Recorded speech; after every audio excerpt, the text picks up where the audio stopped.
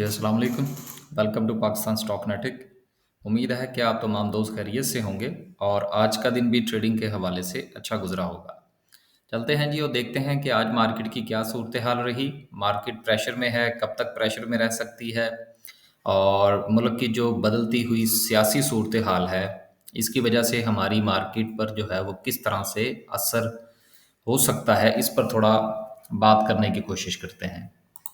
आज जो है जी वो माशाल्लाह से मार्केट ने जो है वो 170 पॉइंट्स निकाले हैं। मार्केट जो है कल भी हमने इस पर बात की थी कि मार्केट जैसे ही 44,000 कल क्रॉस की थी, उसके बाद मार्केट में अच्छा खासा सेलिंग प्रेशर जो था वो देखने में आया था। और वही सेलिंग प्रेशर जो है उसकी कंटिन्यूटी जो है वो आज भी हमें देखने को मिली। इसका मतलब यहाँ से क्या निकलता है? इसका मतलब यहाँ से ये निकलता है कि हर वो आदमी जिसने हर वो इन्वेस्टर चाहे वो छोटा है या बड़ा इन्वेस्टर है, उसको जहाँ पर जितना प्रॉफिट मिल रहा है वो वहाँ पर सेल कर रहा है। क्योंकि हालात जो हैं वो हर वो क्या कहते हैं लम्हे बदलते हुए लम्हे के साथ बदल रहे हैं। तो इसलिए बदलते हुए हालात की वजह से मार्केट की जो गैर यकीनी की सूरत हाल है, इसकी वजह से कोई भी पोजीशंस को होल्ड करने के मूड में नज़र नहीं आ रहा।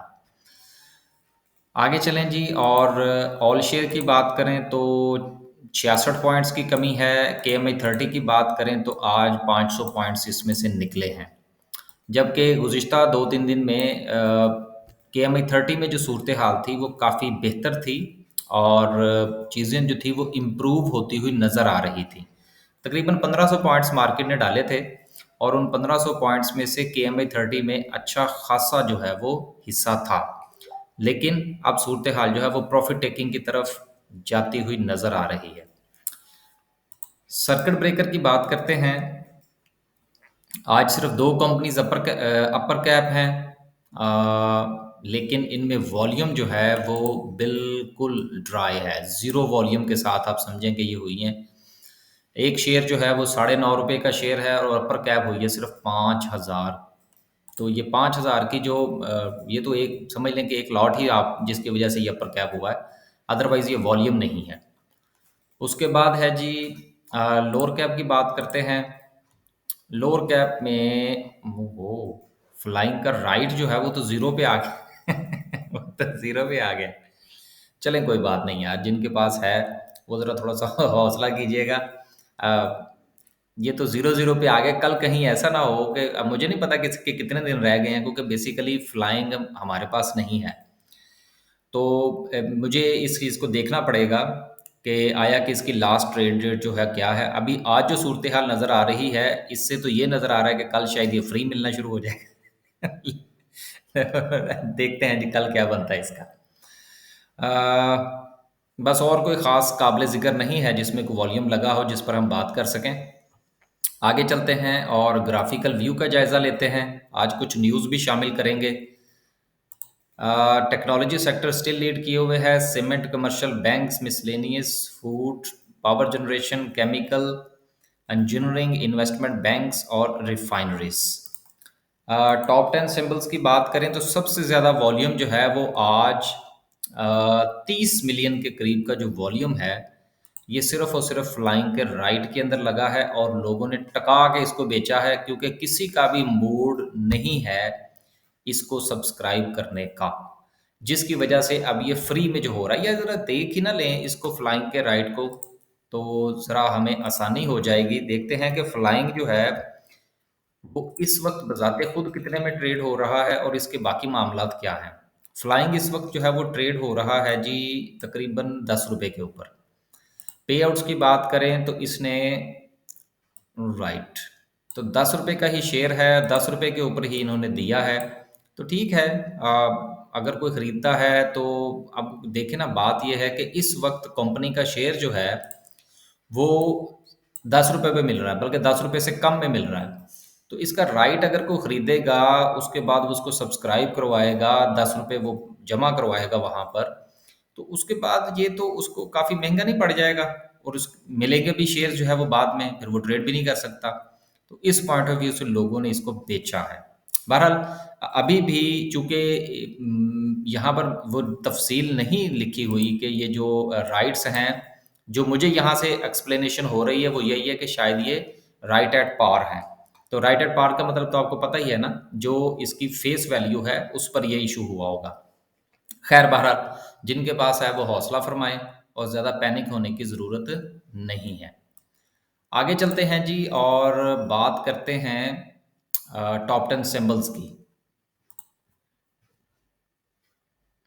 राइट।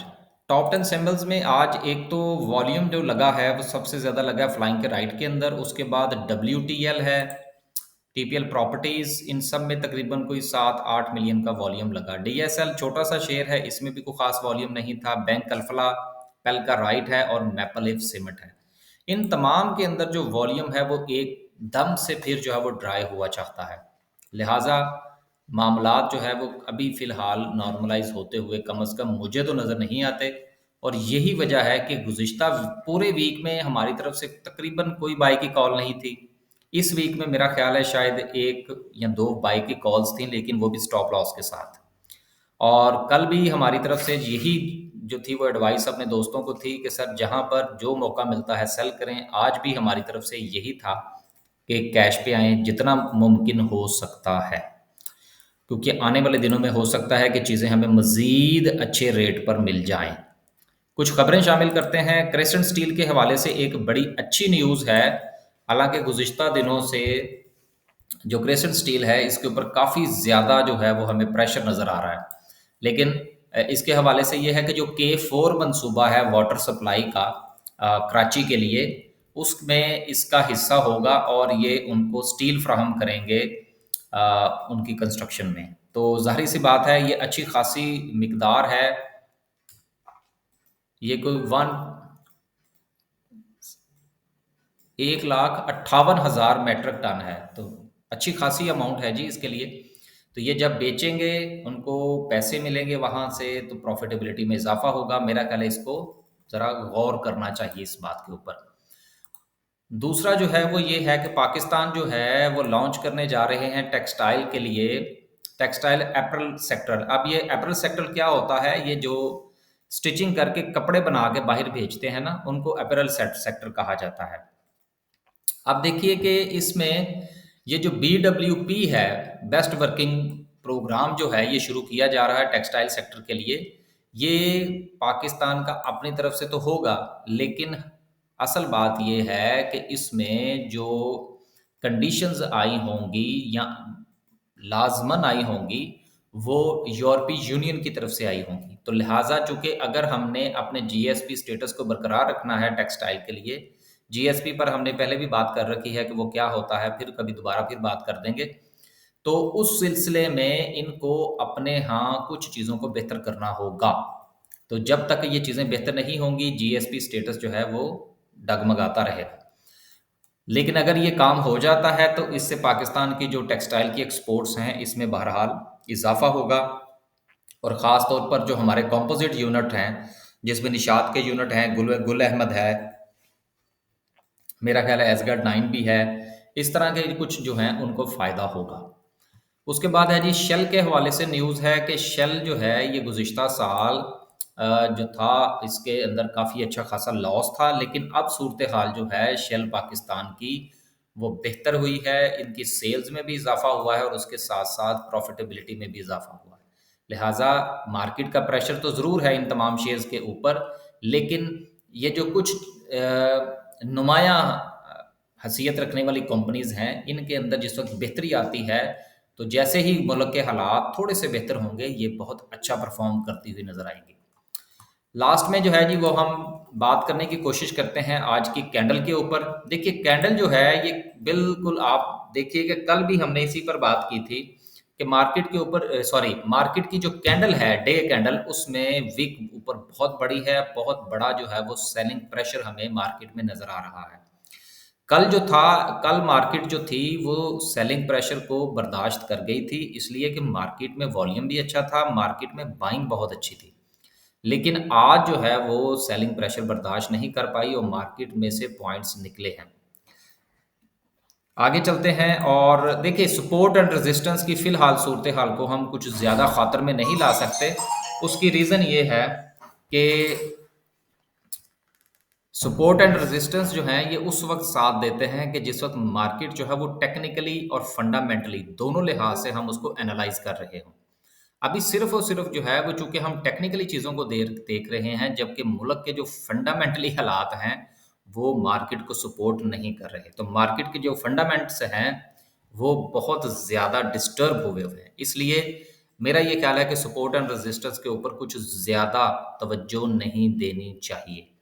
आने वाले दिनों में जब फंडामेंट्स जो हैं वो हमारे बेहतर होंगे, तो फिर हम टेक्निकली और फंडामेंटली दोनों चीज़ों को देखेंगे। आगे चलते हैं जी और देखते हैं कि मैकडी क्या कहता है। ले जी, मैकडी ने जो है वो कल से बाय की कॉल जनरेट कर रखी है। हमारी तरफ से तो सेल की कॉल है, मैकडी साहब ने कर दी है बाय की कॉल। अब जो दोस्तों अब आप इस पर काम करते हैं वो बाय फरमाइए। आगे चलते हैं जी।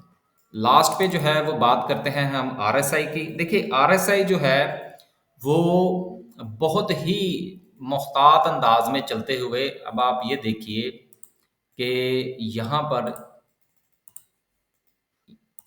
अगर ये लाइन लग जाती है, ये जो है तो आप इसको देखिए कि एग्जैक्टली जो है वो अपने आप को सपोर्ट एंड रेजिस्टेंस। अब ये देखिए ये वक्ती तौर पर जो यह आपको ये जो चीज़ नज़र आती है ना कि जी ये थोड़ा सा ऊपर है, ये थोड़ा सा नीचे है, देखिए इसको हम कहते हैं जोन। अब ये यहाँ से लेकर और यहाँ तक ये सारा जोन है। इस जोन को देखना, ये बफर जोन आप समझ लीजिए हालांकि ये बफर जोन है नहीं, लेकिन आप इसको ये समझ लीजिए जोन होता है। स्टॉक मार्केट में जो हमारे डिजिट्स होते हैं उसको हम कभी भी पिन पॉइंट नहीं कर सकते, लिहाजा हमेशा जो है वो उनको कुछ डिस्टेंस पर देखना पड़ता है। एक डिजिट्स की जो है वो हमें दरमियान में स्पेस रखनी पड़ती है ताकि हम चीज़ों को अच्छे तरीके से एनालाइज कर सकें।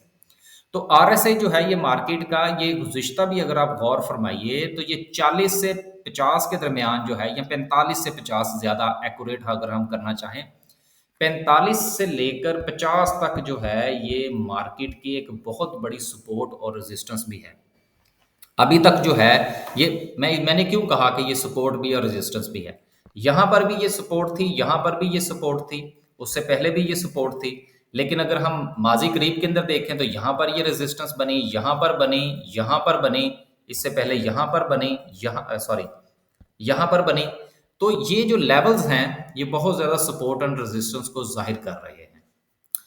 तो बस जी आज के लिए सिर्फ इतना ही। मार्केट जो है वो फिलहाल हमें प्रेशर में नज़र आ रही है और शायद आने वाले दिन मजीद भी ये प्रेशर का शिकार रहेगी। हमारी तरफ से कोई बाय की कॉल नहीं है, ना अपने दोस्तों के लिए, और आप लोगों से भी यही मशवरा है, जहाँ पर जो मौका मिले जितना प्रॉफिट मिले उसको समेटने की कोशिश करें, कैश पर आइए, और जहाँ पर मार्केट गिरे वहाँ पर बाय कीजिए, जहाँ पर स्ट्रेंथ दे वहाँ पर सेल कीजिए।